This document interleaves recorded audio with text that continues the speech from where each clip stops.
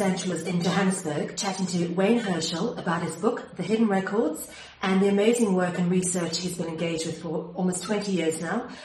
Wayne, thank you very much for your time today. And I've had the privilege of obviously sitting through a couple of your lectures, and the information is riveting. I want to know who we are. And this is a big deal. It's, once we know who we are, we know where we can go forward. And it'll neutralize war, it'll neutralize everything. Education will be free. There's a whole lot of stuff that goes in with us that has all been hidden too, because we put a price on learning and knowledge, and that's wrong. It should be free as the air that we breathe, because what is knowledge? It's pretty much ether, there's nothing there. And that's a big destructive thing, to put a price on it, because only the rich can afford that education, and leaves out a huge portion of the population having nothing. They're going to be enslaved. Why has all this stuff been hidden?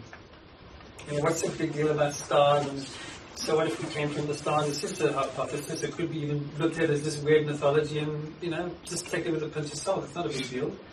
There's one very important thing that this all proves, and remember, we've got to go look back a few hundred years. What happened in every different culture that had this information? I first want to know a little bit about your journey and how you came to be involved in this research. Sure. I'm very fortunate from the life experience point of view, having two very life-altering experiences. The first one would have to be a sighting of an unknown thing in the sky. And it was a teenager coming home one night, and parents were driving the car, and we saw what looked like an aircraft coming in from the sunset sort of position into town in a V formation. It looked like an aircraft because of the V-shaped wings, perhaps. And we thought, well, this is an aircraft coming in that's going to be in trouble. It's going to crash land or something. The cars were stopping on the road. This is in Bulawayo in Zimbabwe. It was Rhodesia at the time. And as cars were stopping and people were getting out to see what it is, it was very bright and very interesting looking. And it went straight over us, and there was no sound, and there were gaps between the V-shaped formation. It's a well-known sighting in history even, and in America as well. They call it the Lubbock Lights sighting. It's a V formation of lights. And wow, that was quite a thing to realize that this is not an aircraft. It's nothing that we know of in our technology. What is it? And it was in the papers the next day. And in the report in the paper, it said that it was seen in South America 20 minutes later. That's quite a lot of distance to travel from the time that it was seen in Bulawayo. That kind of sets you off on a route. You've already got that life experience, knowing that we're not alone, and there's something out there that might be bigger than us. So that was one life experience. The second one would be the near-death experience in a motorcycle accident, and it's the proverbial tunnel of light. And when my heart had stopped, I had this experience of being outside of the body, seeing myself on the ground, and thinking, well, okay, that's me. But this is strange, I'm here, I'm somewhere else, but that's me. And then you realize then, okay, this thought outside of the body is the first realization that you can think and be the I that you are outside of that physical vehicle.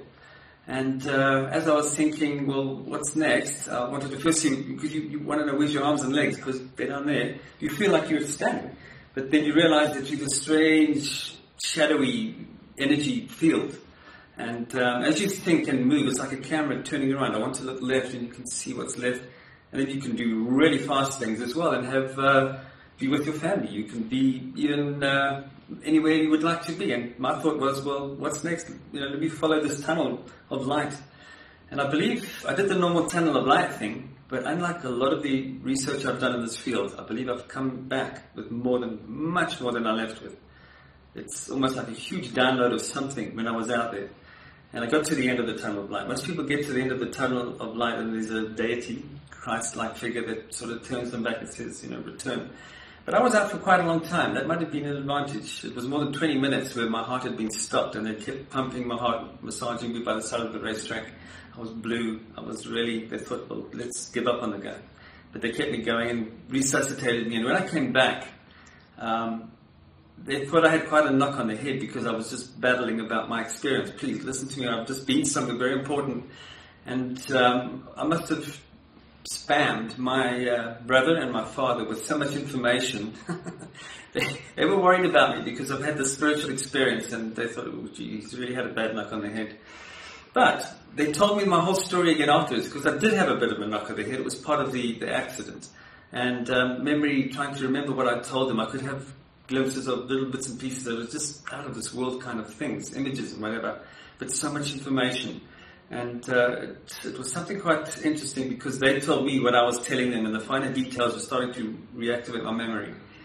And it was some kind of place, a cosmic tree, and interacting with it. And there's people there, it's like a garden, and it's the proverbial Garden of Eden type environment. And I've been very fortunate in the 20 years of trying to prove this place, find it in every ancient civilization, finding it interpreted in many ways. Some religions interpret it as a deity with many arms, as this conscious light energy. Some, like the ancient Egyptians, think of it as a pillar, but the pillar's got this crown with many serpents coming out the top. The light that comes from this cosmic tree works in, the best way to describe it in science is plasma ribbons. Because you're in this biosphere type environment, this light energy is living, and it can interact with people that want to interact with it, or that it wants to interact with you. The moment that interaction takes place, it looks like a huge cobra coming at you. But you're not afraid, because you know it's something your subconscious, yourself that is probably as old as the universe, remembers as being natural. And you're not afraid, you're kind of excited. It feels like home. And it makes contact with you, and that is when you're part of it. You can interact with anything you want, any bit of knowledge. You're eating of the fruit of the tree of life teaching, you can call it that. The fruit of knowledge, the knowledge of everything in the universe is stored in this, I would call it a nucleus of the universe. That's the best way to imagine. Imagine a magnetic field would have a force field at the top and a force field at the bottom. That's what a tree looks like. The roots are visible also as a light going down below into the depths of space at the top as well. But it's all enclosed in some kind of a biosphere. And to find evidence of that biosphere for the first 10 years, I don't know where to really look. I mean, if you look in the average research books, you don't find this sort of thing. But it came much, much later because I almost gave up on it. I thought, well, maybe, it'll make sense as I find out more. But in my 30s, I had another really life-altering experience, which I don't really talk about much. This is as important, but that's when I started putting it all together. I was living in a home on my own. I had the typical sort of monk kind of experience where you live on your own for a long period of time and you find yourself spiritually. And I was living on the side of a hill with a very, very big river running past it in a very ornate environment. And that was where it became activated. And I realized then that the mountain, the hill, the granite stone that was underneath was very important. And I did meditation, got deeper and deeper into it, and I could tap back in to those memories and, more importantly, tap back into that source again, live, there and then, and I could interact with it depending what it wanted to show me. And I'd made a commitment, it seems, from my near-death experience, to try and bring some of it forward. And the response from it was, well, there's been many before you that have tried and failed. What makes you different? What are you going to do differently? And I was pretty emotionally determined to make it work. And I realized then that is a calling kind of thing. And I thought, it sounds really cheesy and very sort of religious. It's not my nature. I'm not a religious person. I always believed in spirituality. And it just got more and more into the deep meditation. Then I started studying ancient books about what the ancients did. They fasted. They were in sacred places, below a tree, in a mountain, in a cave. The cave is the most common sort of ancient spiritual place. And of course, it's getting into the Mother Earth, getting into that place where the Earth connects with this cosmic tree. And again, got deeper and deeper into understanding who we are and where we come from. And it seems my life experience, my first near-death experience, the big life-altering experience, was I asked this cosmic tree the ultimate question. Because this feels all natural. Who am I? Who are we? Who are you? It's a normal sort of reaction. Like, where is this place? What am I? Why do I look so different? And asking who are we, where we come from, it allows you to know a spiritual answer and a physical answer. And the spiritual answer is obviously this is the nucleus of the universe, and souls all in through the roots and actually progress out to more life. The whole meaning of life, a gift of more life, is how well you fit into the matrix. How well do you fit into a world, a simple world with natural creation, animals, trees, plants, other people. If you are in harmony with that and know how to appreciate that and live with it and maintain it and nurture it, you're going good places. You're going to paradise. But if you have any spiritual habits that you've learned in your life to destroy and pollute and treat people as you better than them, you're just going to keep going back to places and relearning. So, it was something that I thought, everybody needs to know this. I have a responsibility, and it seems like gave a sense of responsibility, a commitment to bring it forward. And it had some sort of rules and ways that you could do it the best, and don't make the mistakes of those before you. And some allowed themselves to be deified, seen as important people. There's a very important humility aspect that I tell my story.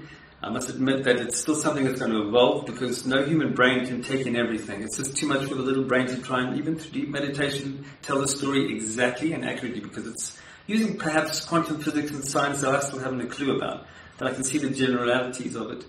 And I think it's important that I set up the website that I've done, oneism.org, as a foundation for the basics, and it's going to grow. I'm always going to be watching over it as long as I can, and I want to put it in the power and control of at least a group of people, 7 at a very bare minimum, very important spiritual people that maintain and nurture it, and it'll just follow on. It'll evolve. It'll never be a fixed thing. It turns into a religion. Maybe later on will be very destructive, because those are things that are stable and set. They don't ever change as more truth is found.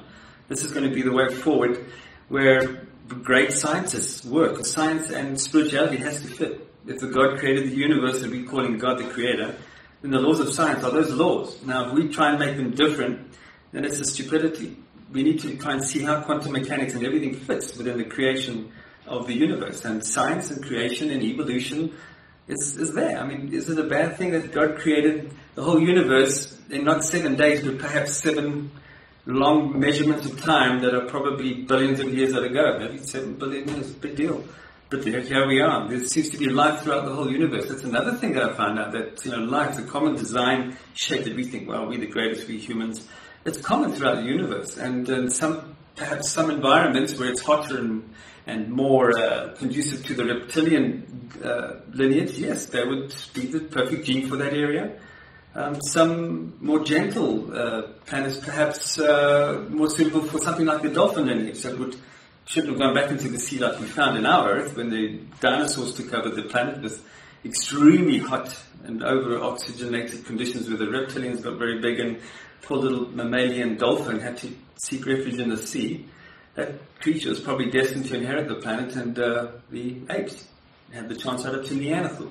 But Neanderthal and us, this big missing link here. It's like the humans have raided the world of the apes. Our ancestors seem to have colonized the planet that was destined for the last hominid, which is a Neanderthal. And if my theory is real, I should find it everywhere. And that's what's fantastic about the story. You'll see it everywhere. Every single human race seems to be tied in with a lineage that is not of this earth. Looking at the evolution of the hominids goes back millions of years. Ape-like skull, that's Neanderthal, that's the last hominid. He became extinct somewhere around about 10,000 years ago. We're still not sure exactly, was it 9,000 years ago, 8,000 years ago? But the human skull is very different to the hominid, and it started off being a little bit more robust, a little bit more square jawline, aquiline nose, and they've devolved slightly by brain volume, which is quite weird. Whereas these others had quite large brains. The brain size, by the way, is very similar from the Neanderthal to the human, but there is no genetic link. I'm still safe in saying that the more scientists look at it, the more they say humans must go way back here somewhere, millions of years. We went up at a funny angle and suddenly became more human-like. I think these two folks are definitely related. You can see the similarity between these two. But this chappie here, the human skull, is way out of design. Every single little piece on there is very different. And the thing is, I think these folk came here, whereas these became extinct because when they get the anatomy of humans versus hominids, the Neanderthal femur, for example, look at the wall thickness of a femur on a Neanderthal. Ours is like Aero chocolate.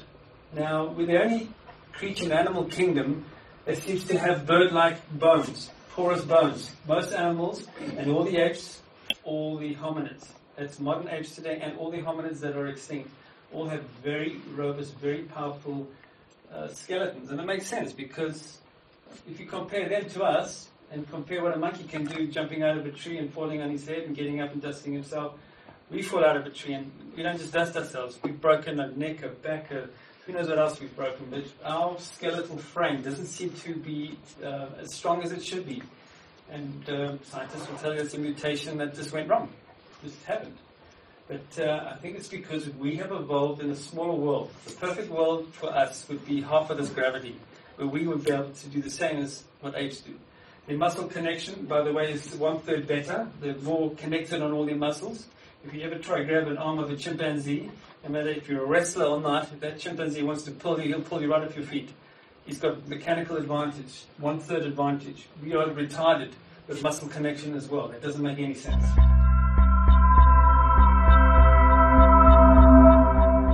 Is it a bad thing if our lineage evolved somewhere else, came, let's say, 17,000 years ago in a massive colonization event just at the time of the end of the Ice Age, and filled all the continents with their lineage? And sure, there was another, according to our records in all civilizations, there was some terrible event that happened around 10,000 years ago that reduced us back to hunters and gatherers and lost the ability to read and write. Survivors after a terrible dark age where there was perhaps not even sunlight from the meteoric impact that caused the end of the Ice Age. So we've lost all that. We're kind of now being visited by our people that are probably our ancestors, and they're trying to teach us this. If you look at the last few, let's say 3,000 years, there's been these visitors that come down in discs that shine like the sun. And in the old days, they were gods, they were angels. But in modern times, it's a different subject. Our powers that be that run our countries want to be separated from anything religious, and it is a UFO, and these are aliens. And because we don't know what they want to do, they must be treated as a threat. And because we humans, we must now protect our world. We just shoot them out of the sky and then ask questions later. And that's, I'm afraid, the world protocol at the moment, is to shoot and then ask questions later. And we're not going to see gentle entities come down and them risking landing on the White House front lawn. The chances are they'll just never be allowed to leave again. And I think they know that very well. They probably watch all our media. They probably even listen into White House meetings that we have no idea of the technology. They could listen to everything that we do, think, say on a secret level. They're watching us. And for all we know, there could be spirits present in these meetings and know our intentions. And our intentions as a human society are destructive and profiteering, and we've got to make changes. And this is where I feel my story can help, because it shows something that I believe is the most important thing that's been covered up in humanity's history. Two very important things. Number one, every single human on the face of this planet has a physical origin that is sacred and not of this earth.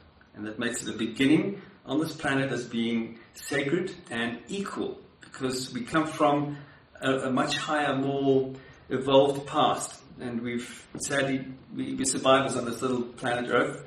And the way civilization developed, being in control of kings who want power and glory, they've legalized things like war, conquering, enslaving people and taking their wealth. And it's gone all the way through history up until now. And we look at it as being, that's the past.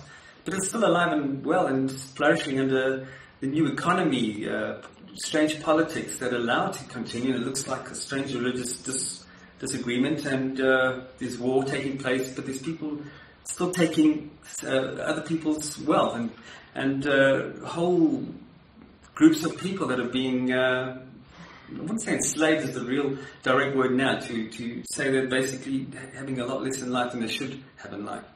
The cost of education. I mean, look how high it is for a lot of these people. There used to be 1 billion people that were suffering just a few years ago. This latest economic crunch has doubled it already.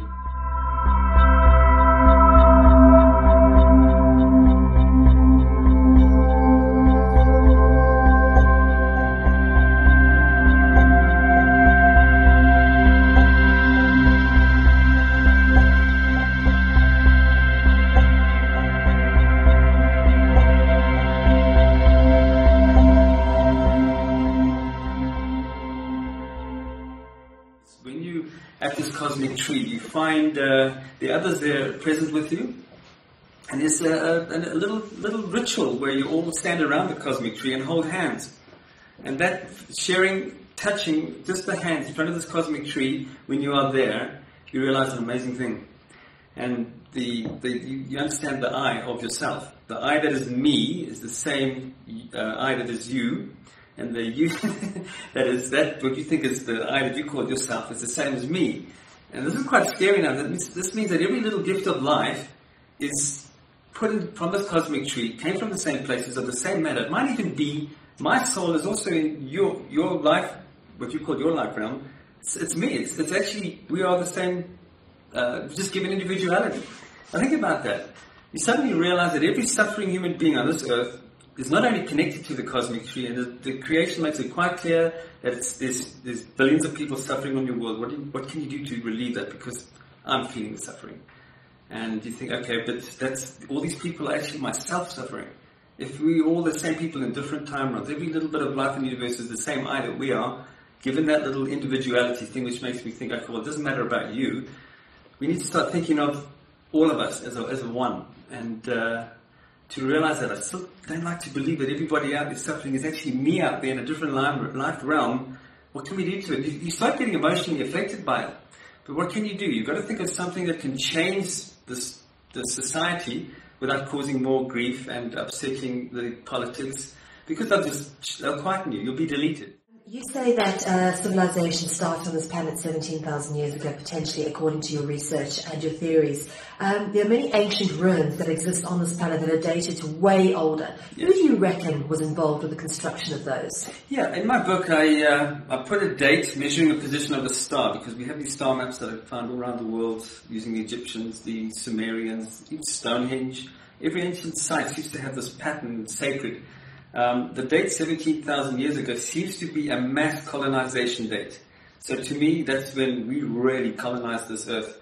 But if you look at human records, there's a lot of cases finding human remains up to 200,000 years ago.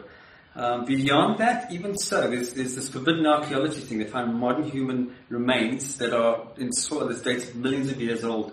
Our human genus is something so old, probably billions of years old, evolved from an ape, same sort of thing, but put on this planet at a time, and it was, as we know in history, it was a really harsh place. There were really a lot of meat-eating creatures. Just 10,000 years ago, every saber-toothed tiger was 4 times bigger than a lion. What kind of a place is that for human beings? It might have even been a penal colony, for all we know. But the massive colonization, definitely around about 17,000 years ago, where ancient civilizations, some have pyramids or their ruins that could date even older than that. Historians like to think it's only 4,000 or 5,000 years old, maybe 10,000 at the most. Most of them seem to fit in that sort of range, but there are ancient African ruins, for example, that could be 100,000 years old. It could have been a whole group colony. The Sumerian texts speak of the Earth humans that are already here, perhaps in Africa, like the out of Africa Eve theory. They seem to have the most amount of mutations. They've been here perhaps a lot longer in Africa. Africa would have been quite a nice place as well. If you've seen the rest of the world in ancient times, Africa during the Ice Age would have been very pleasant, not as hot as it is now. You can imagine a colder Earth. So there is that evidence that there's time realms. And I think in time we'll know exactly what fits in with what time realm. What significance does your work have in relation to the dark agenda? What are the links between what you're trying to put across to people? When you say dark agenda, are you saying destructive forces in the world? Exactly. Yeah. There's a simple sort of terminology behind what I think is the dark agenda, and it's those of very high power, very high wealth, people that we voted into power, because our society, the way TV is set up, we have programs showing the rich and wealthy and wonderful people, and we must live that dream and try and get there.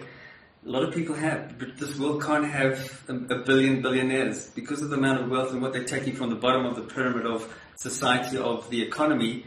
It's a pyramid. For those folks at the top to make all their millions, it's got to come up through other people's work. The people in the middle here are quite happy because they've got nice homes and cars. That's around about 6 billion people there. There's a lot of people now. There's 5 billion, billionaires. 10 million people at the top. That's a lot of billionaires, folks. These are the folks. These are the highest of the high that are controlling this. For them to make their dollars, it's got to be from other folk. They can't make all their millions if there's nobody here. They need people. They need mass populations. They need you to just keep breeding. Go mad. And feed the factories. Work for nothing. But here's the thing that's sad. 50,000 people dying per day. At the bottom, those are the ones that are doing a lot of work for next to nothing, and They just die. Pyramid schemes are pretty much illegal things in general terms of society. You know, the pyramid scheme where you sell an idea to somebody, only the pyramid people at the top get all the money, and the ones at the bottom are all the losers. Our society is turning out to be like that in every sort of corner of the word capitalism, which is a lot better than a lot of others, better than communism, but how can you compare two bad things together and say, well, that's the answer? There's a different way that obviously I'm trying to bring forward as well, where it neutralizes that whole lot, and there's less profiteering and super rich at the top because they don't really need that much. But everybody needs a good home and good shelter and good food, and those human rights need to come up. But the dark forces to me are, some say this could be alien intervention. I haven't seen enough of that. I've just seen that the people of power and politics that are super wealthy are doing it more for reasons of profit and greed, if you have to use the word, and spoiling that for the majority of the population. So that's things look eastwards. So tradition has it that it's watching the rising sun. What if it's watching the stars? 3 stars and the 3 pyramids. That is the message. Interpret the pyramids as stars. I've got a theory now that I want to prove the Sphinx. The Sphinx being an interpretation of Leo. I think Graham Hancock and Robert Bauval were first with that one. I want to really try and prove it now. If this is really Leo, in other words, from the side profile, it looks like the star constellation of Leo, then we've got to show this. If this is Orion's belt, which is Bauval's theory, the two must fit together. But it hasn't been shown in any perfect way that if that's Leo and that is Orion, can we measure that between the two? And you can. You've got 3 in a row. We can measure that angle to the Sphinx. It's pretty much 45 degrees. And if it's like that in the sky, then we've already got one important bit of proof to prove that that Sphinx is representing Leo. And there it is. That's what the stars look like for Leo. There's the Milky Way. Isn't it amazing? You take the brightest star in Leo and draw a line to the middle of that area. We get actually 44.1 degrees. Now, the ancients liked perfect degrees. When they built here, they made it 45. And an astronomer that's Capetonian, very well-known astronomer, no names mentioned, he told me because it was out by 0.8 of a degree, your theory falls flat. It's a waste of time. Okay, the ancients built everything in perfect angles. They wanted to show geometry was sacred. Think of the beginnings of the Freemason society. Geometry is the sacred thing. It's part of the design of the universe, and certain angles need to be shown. If you build a city, you're not just going to make it nearly 45 degrees there and that's 90 degrees. You make it, everything geometrically laid out. That's how we humans do it. On the horizon, in the northern hemisphere, Orion's belt rises vertically. And this is quite important as well. As the Sphinx is watching these rise, it's watching let's call this a cosmic signpost. And that's what it really is. It's the 3 easiest to pick out in the night sky. Everybody knows them. Follow the 3 and towards Taurus, away from the bright star Sirius, which is the other direction. You get towards the cluster of the Pleiades, and you follow that leg shape to get the finer detail where that star is, or you measure 33 degrees. 2 options. It's not that easy measuring 33 degrees. You need basically to stand when it's rising, line a bottom of a huge big divider, and measure upright 90 degrees. A divider and a 90 degree instrument, which became the sextant, I think. But think of those 2 icons, a divider and a right-angled triangle. That is the general symbol for the Freemasons. I believe it started off with a star origin story. But again, that's my theory. Let's see how it fits in. Starting with what used to be known as secret society, the Freemasons have said we don't have any secrets. It is now public information. Their history is history, and universities are showing a lot of their material. This wonderful document is called the First Degree Tracing Board. It's the founding important basis of the Freemason beginnings, I think. Nobody really knows exactly the meaning, but they say they believe it is great wisdom and it's important. They use a tradition of 33 steps, 33 degrees, working your way to this illumination. The oldest map I could get hold of Giza shows a lot more on the plateau that isn't there today. All those pyramids weren't weathered or naturally falling apart. They have been stripped by humans. The whole 50 pyramid grouping to build, not just Cairo, but if you go back even further, the Egyptians were stripping them for their own temples. They've been tracing blocks recently and found that a lot of the Egyptian temples have the same bits of granite and the same stone marks and cut marks that are on the small one, the Menkara, this little one here, have been found to be using those stones as well. So they've been stripping them. That's how old they are. There's a story as well with the Sphinx. The Sphinx was cleaned by Tutmosis at a time, and he said it was a forgotten legacy before him, and if he cleaned sand around the Sphinx because it was covered in sand, he would learn the secret of the Sphinx. So that's going back a few thousand years. This stuff is really old. It's pre-Egyptian, if you want to use that word as well, like the pre-Incas. This is a lost civilization of advanced technology. So look at the geometry here. If you take these anomalies and just join the lines, it's quite neat that they all cross the exact halfway point on that line. So to me, we have a bit more than coincidence here. I believe that that is Orion. If that is Orion, let's look at the rest of the stars. That's quite interesting. If you take 360 degrees around our little Earth and join all the constellations that run next to the Milky Way is the yellow one there. And here's Orion, Aldebaran, Pleiades, and those three important stars are here. Then there's Andromeda, it's a whole grouping here, like a triangle part, Roshiat, Pegasus, Altair, down to Achernar, Canis Major, Canopus, two very bright stars. We have two very bright stars there, but the others aren't as bright. But that is the grouping of the brightest stars 360 degrees around the Earth. And wouldn't it be nice if all 50 pyramids match that template? And I'm going to show you they do, beautifully. Very much a little drawing. Okay, I've just shown them in here. Cluster there is Andromeda. You can see the general shape. I'm going to show you close-ups of the triangulation. The two biggest pyramids down in Saqqara. Yep, we have a nice match with the shape of Canopus and Achernar. There's a constellation that our astronomers put together. I didn't put those lines there to show you that it matches their pattern. This is what astronomers did probably hundreds of years ago. Maybe they got it from old maps too. Who knows when it really started. But these are the constellations marked by our astronomers. And it's quite interesting that it matches the same patterns on the ground. What are the odds of that being just coincidence? I reckon that is a really good pyramid star map. And let's look at the whole picture of Stonehenge, because people think that that is all that's there. But if you look when you go to Stonehenge and look across the valley, guess what's in the valley? Pyramid ruins. They call them barrows in England, and they are very big. Some of them as big as Silbury Hill. Very massive, big barrow chunks of earth mound that look like rounded pyramids. That's a close-up view of it. We're going to look at that better just now. There's a bit of a clue here north of Stonehenge. It shows a stone carving with what might be Stonehenge, 2 rings and a causeway. That's what Stonehenge really has. The 2 rings of stones, and then there's a causeway. That seems to be Stonehenge. And what this is saying is there's an enclosure on the ground that celebrates the 7 stars of the Pleiades. I've already got that pattern. I'm looking for my little 7-star depiction. If that's the most important monument, to me that's the X that marks the spot. It's very easy going backwards and sort of back engineering all these things. And I'm looking for what's across from Stonehenge. And guess what's across from Stonehenge? How perfect is that? Is that the Pleiades? It's pretty damn close. We have a grouping of 3 that are in alignment, sure.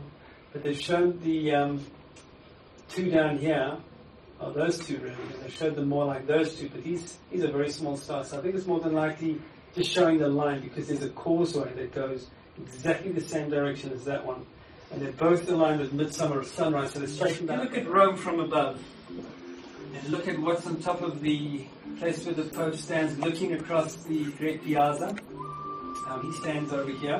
What's behind him is this chap here. Guess who that is? That is St. Peter. And what is he holding?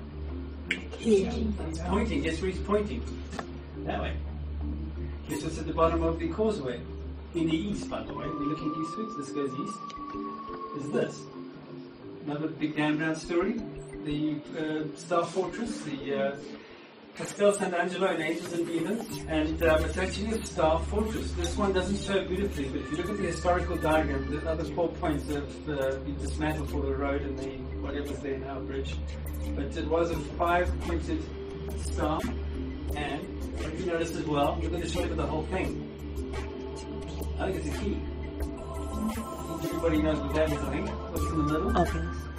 Egyptian sun obelisk. Now what the heck is an Egyptian obelisk with that shape? And by the way, that one doesn't have inscriptions on it because it's very sensitive, being right next to the Vatican. There are a whole bunch of them that were put up at the same time in the Vatican from above. Here's the key shape, and it's Orion. I've shown it just as a cross because you can use shape with a pattern when you go higher up. There is the obelisk here, the one over there, the Pantheon, the Popolo, and there's our star fortress, okay? Makes a triangle in the sky, and the 7 hills of Rome. All 7 of those hills actually had churches on at one time as well. Look at that pattern. That was the star map we were talking about yesterday with the Pleiades match. I mean, really, what are the odds of that just being a coincidence? How many times I need to go forward and backwards and you can see everything repaired. Now the Chakri tribe don't see value in pieces of wood. This is only probably 100 or 200 years old, but it predates me and my book. And it's got the pattern in here. Right, what do we have here? We have a grouping of 7 stars in the sky. It shows a journey down to the primordial mound and passing 2 places on the way here. Is it Mars? Is it Venus? Is it 2 other stars in that star map? Because remember there were 3. Came from 1 past 2 down to here. It could be the journey landing down on Earth. The arrow that shows the way in those teachings are the 3 in a row. And they show one very important star that the arrow is pointing to. And they also show the rest of Orion. According to the complete Orion, there's the other 4 that make that hourglass shape around Orion. So it's quite simple, being Pleiades, from the Pleiades down to the primordial mound. The way to find that star, you can also use Orion. How simple is that? And there it is on a piece of wood, but it's older than me, older than my book, and I've been entrusted with it. But it's pretty old, but it's not that old. There's been a lot more before this one that are a lot older and probably more accurate. So that's our local story, Southern African. I think Credo Butch would like to see this. Maybe I can hopefully meet him and let him entrust this one. I'm sure it should be in his hands rather than mine. I'm happy if Credo has. You can tell. The star maps, they use pyramids and monuments to map out as above, so below. Those patterns in the sky are being mapped on the ground, and the patterns are exactly the same, and it shows which star is important. That's really a physical thing, because for life to come outside the universe, they don't come from the stars. They've got to come from life as we know, flesh and blood, worlds that are in orbit around those stars at the very least. And we have the stars documented, and we will have the technology just now to see what planets are around it, because they, just like our sun, they're probably second phase stars, which means after a supernova there will be a high probability of orbitals around it. The spiritual side of these star maps, if anything, there's a dual purpose to the monuments. And some of these massive monuments are man-made mountains. And as we know, in the biggest pyramid of all, that's in Egypt, it has a lot more in it that explains that there's something that goes on in this pyramid. It has 4 shafts that are lined with stars, differently every single night. The common stars, by chance, that fit over the Great Pyramid in a whole year are the area of Taurus. And that is the prime part of that star map. It's quite likely, according to the Egyptian text, their most passionate star area is this leg of the bull, the cosmic bull, which is 7 stars, and it looks like the Pleiades. It's exactly that star map story repeating itself, which scholars don't want to believe yet. They want to call it the Big Dipper. Let them go ahead. But the simplicity of this one coffin text shows the stars filled in it. It is the Pleiades. It is a bull. It is, like in the Dendara zodiac, the Taurus measurement is a bull. So it's not like, they interpreted Taurus as a bear or something. It is a bull, and the leg is of the bull. And these monuments have a spiritual purpose. Now, would it be such a bad thing that it is the cosmic tree works almost like static electricity on a flat surface? The static electricity runs through to the highest peaks, highest points.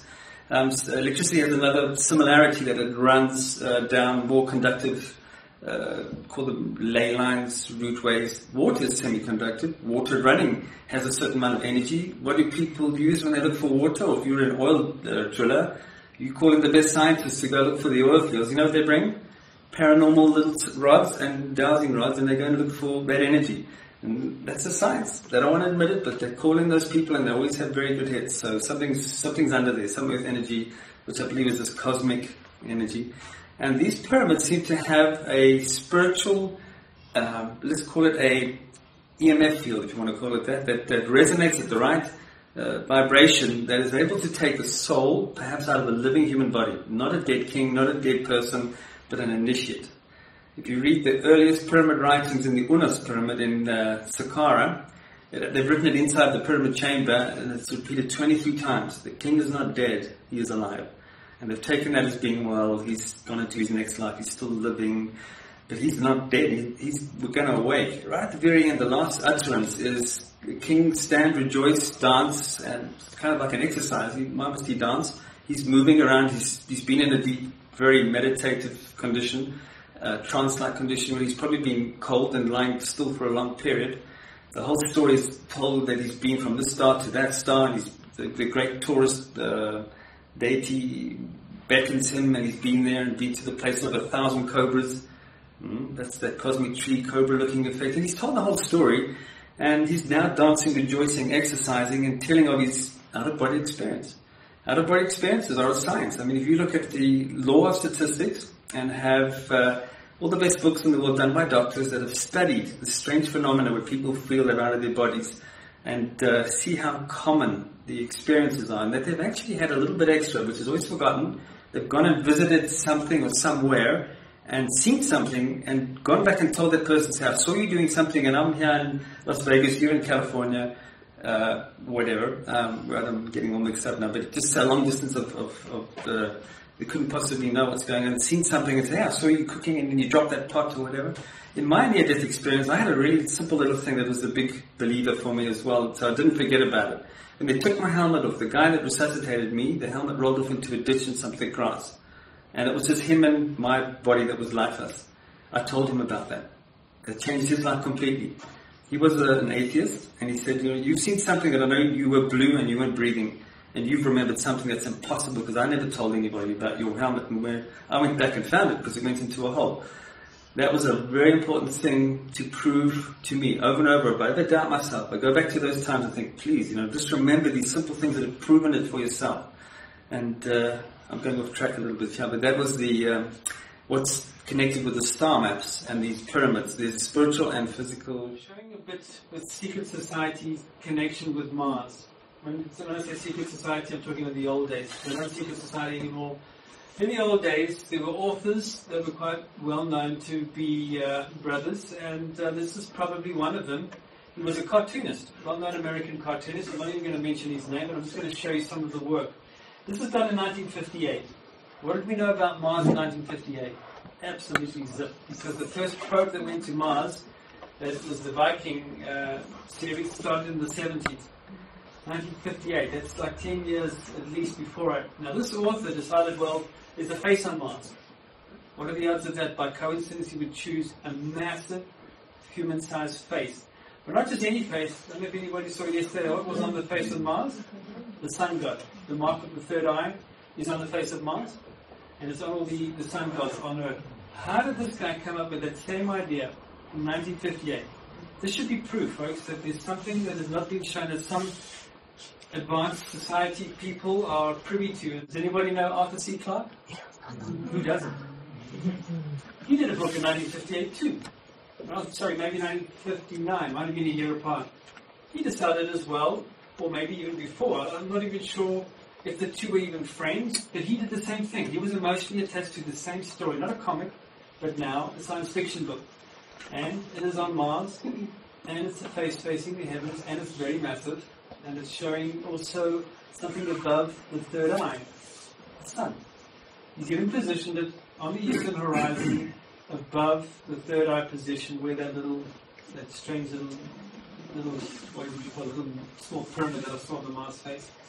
What are the odds of that? Why would it be repeated by another author completely? What inspired these guys to do that? I mean, where do you pick up an idea for this?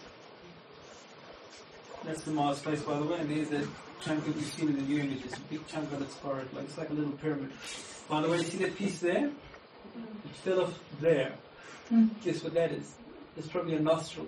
The whole chunk of the nose has fallen off to the side, and the pyramid that was there, so a huge big debris field all the way down here. It must have been a heck of an earthquake on Mars.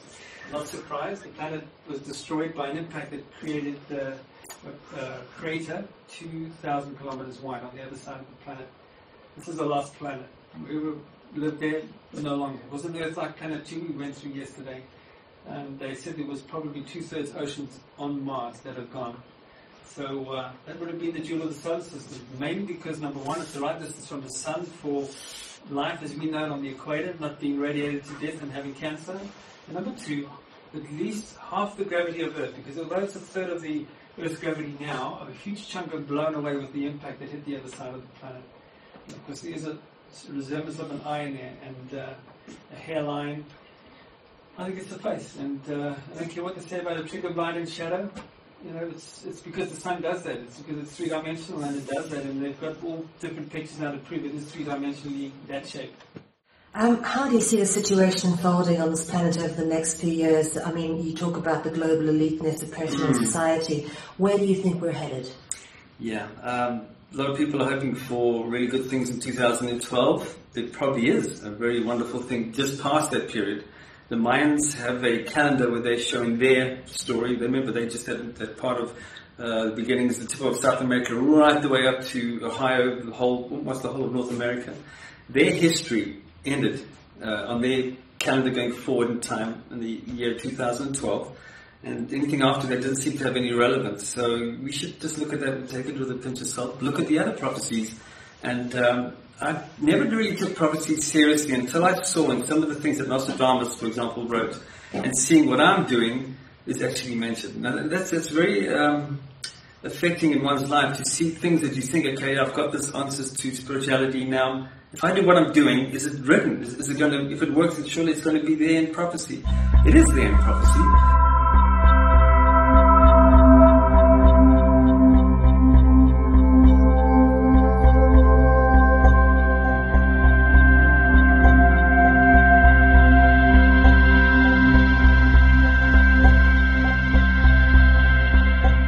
Okay, Wayne, we have watched a wonderful 3-day presentation, and I must say I feel very inspired with the information, so thank you for imparting it. I want to know a little bit about your Nostradamus connection. Is it shown in prophecy that somebody has this information that humanity has been robbed in the past? And I went into Nostradamus' prophecies because he is the prophet that has shown a massive spectrum of things that are important on the earth. Then I was looking for references to, is there any reference to somebody doing what I'm doing? There's one very powerful quotation. It speaks of, they will go to a place like Memphis. Now Memphis was the beginning of Egypt. That's where that star map is. That's the exit marks the spot. That was a sur and a big pillar. That was like the Washington Monument that was built in ancient Egypt, and it was gold capped. And that was the marking of the place of the beginnings of humanity as a star map on the ground. So with that star map on the ground, and realizing that it is recognizing Memphis, it is also saying that they'll go to a place like Memphis. So it's not the real Memphis, but they, being somebody in the future, will go to a rebuild of Memphis. And the next few lines refer to the spirit or the momentum of Herschel. Herschel was Hercules in ancient Greece, was important as far as he was another message bringer, and he carried the tree of life in his right hand, and he was a person that brought in goodness and tried to fight evil. And they used the name Hercule and spelt it wrongly. And Nostradamus spells names with one letter out usually. For example, Hitler, Hister, he did a silly thing like that to show, okay, it sounds different in the ether, perhaps in his trance, and it came through a little bit differently. And he spelled Hercule wrong. I think of the French pronunciation of my surname. By the way, one of the things I've always wanted to do is rebuild pyramids, and what I would want to do is build my own star map on the ground, and it would have to be Memphis, the 7 pyramids, and I'd build an obelisk, because I've been planning this for years, and seeing those two things in the usage of the word Hercule. And then he also mentions in the quatrains that are around it, Cancerian born, and they used the word, I'm trying to think of what the word was, oneness, oneism. There's 4 things in 4 lines. The quatrain is made of 4 lines. You can see in the actual writing and the analysis of it. That's the most amazing quatrain where he mentions with all of this sort of prophecy, and that it is connecting in a very important thing. There's a terrible thing that's ahead of us as well. They speak of this wormwood mountain in Revelations, for example, that hits the earth at a time when it's the end times, and it's a time when we're trying to be controlled by a barcode or a mark that's 666. See that bar there? That bar there? That bar there. This is off a product. I just actually copied it off a shampoo bottle that uses the digit 6. There's 3 here in a row that actually, the numbers actually should be 666 under there. The 6 is 2 bars next to each other, exactly like that. Product and its price. Human and status. That's going to be us. Your name and your number. That's your credit card. If you don't use that and don't agree to it, you can't buy and sell. You're going to die. So you're going to have it. So be afraid of that, folks, and spread the word, because once we're like that, they're going to put implants on us too that are satellite tracking. If anybody knows how easy it is to satellite tracking with new cell phones, if you go to the police and your partner or friend has gone missing and they've just got their cell phone, they can know exactly where you are by putting a radio signal to that cell phone and do a cross-reference and find where that person is. And these things are getting more advanced. It doesn't need to be switched on. Doesn't need, that's what I've heard, and that scares me too, because it's The only way to switch it is to have a battery removed. Yeah, how about that? You just need to, you have to update your status. We need to know who you are with your cell phone. Go and register now. Is something happening? It's going to be part of your passport. It's going to be part of our trading system. And when we like that, the elite are laughing all the way to the kingdom, because they can just say, once that's happened, right folks, oh, you know what you need to do to save your economy? Now remember these words, because I've seen this in the vision and you're going to hear it. So, I don't know if it's Obama or somebody, but we're going to save the economy. We've got the answer. Guess what? We work harder and longer hours. That's not a bad thing. We'll save the economy. Do a bit for your country, folks. Come on. Let's make this economy. Let's save our people. Harder, longer hours, less reward. We're going to work long hours, less reward, harder hours. Isn't that slavery? What do they give slaves? A bit of a shelter, work them into the bloom and bone of the earth. We're going to be enslaved, folks, by bondage. And we'll be working and forced, almost enslaved by who? We're not sure. And it's quite clear now, after my near-death experience, the Armageddon story is not really a religious war. It's a bit of a cover-up for a lot of what's going on here. It seems to be the rich versus the poor, at a time where the poor are striking back at the rich. And these strange, look like locusts that come in that destroy people with its stings and in Revelations. Those are helicopter gunships that are gunning down people that are going against the system. And that's what I think Armageddon is all about. And I'm afraid to say it seems very close, because all the signs are near. Not only the Mayan prophecy saying 2012, but there's something else I need to add to this, and it makes it a lot clearer that nobody really has obviously any idea about. When you're around this cosmic tree and you're interacting with it and asking it, okay, you've asked who you are and where you come from, and I got all that information, I believe. But then the next question that I asked was, how are we doing on our little planet? And I feel kind of like, gosh, are we doing it? Are we living like you expect us? And then you get that information flowing back, and the information was devastating. What we're doing to our people, and that every human being is connected to the creation. There's billions of people starving and hungry now, robbed of homes and having a chance of life, being born into poverty that is never going to be any good for even a normal human life. And it's a creation that's suffering on this grand scale. Will the Creator allow it to get worse? And your simple reasoning will say no. And it was made very clear to me. What do you do when a dog is sick that you love passionately and you've spent its whole life nurturing this little dog and the dog is suffering? You put it down. I think it's a very, very high probability, much as I hate to say this, humanity that is suffering is going to be put down, and because of what we're doing to our own society. And if we can't make some very urgent changes now, just show that there's some hope for us. The creation doesn't do these things to destroy people, but people must realize this earth has been free from global bolide impacts, meteoric impacts for 10,000 years. If you look at the moon, look at Venus, look at Mars, what do they look like? They look like Swiss cheese.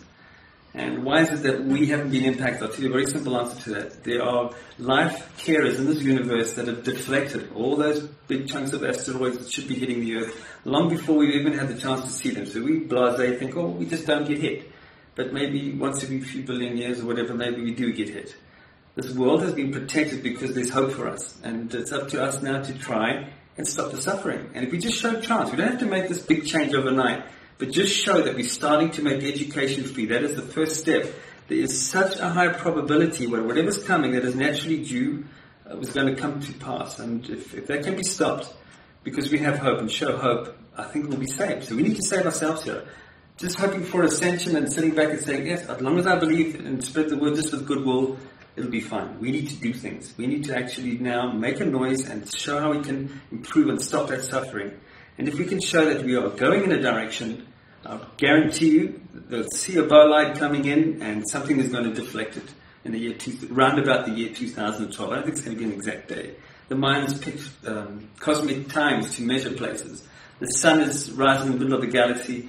It's all it is. It's a place of measuring, like Nostradamus shows in his quatrains. I mean, Saturn and Jupiter are together, and this is happening in the world, and know this. And he measures it by cosmic comparisons, and you can get an approximation. That's all it is to the minds. It might even be now. It might even be in a week's time. It might even be just after 2012, 2013. But that is the general benchmark time. That is close to when something awful happens. And as much as I don't want it to happen, it's in the hands of humanity. Well, what can we do to stop it? At Freedom Central, we try to provide a platform with people like yourself who have a message for humanity. What would your message be? Yeah, the question, how is it that me as a non-scholar has come across this information? Question how it fits in with your belief system, and question most of all, if the creation is what we mostly believe it is, that it's something that's in connection with all of us, would the creation be in connection with all of humanity and those that are also suffering? And if it is true, and there are 2 billion people suffering right now, what can you do to make the difference? What can you do to spread the word of making education free? What can you do to, just by word of mouth, help? And that's what it is. It's a word of mouth thing. If people just speak to friends, but challenge it, question it. I'm available on Facebook, for heaven's sakes. I love people interacting with it. And there's a lot of people debating it, and I've had 9 times out of 10, most people being convinced. There's a lot of people that have very staunch religion and don't see it because of their habit of belief. Don't change your habit of belief. Take this little pieces of it at a time, and when you're ready for the rest, you'll be ready. Don't rush it in, but put it to the test. Question it, challenge it. Wayne Herschel, it's been an honour and a privilege to have your time today. Thank you very much. It's been a pleasure. Thanks.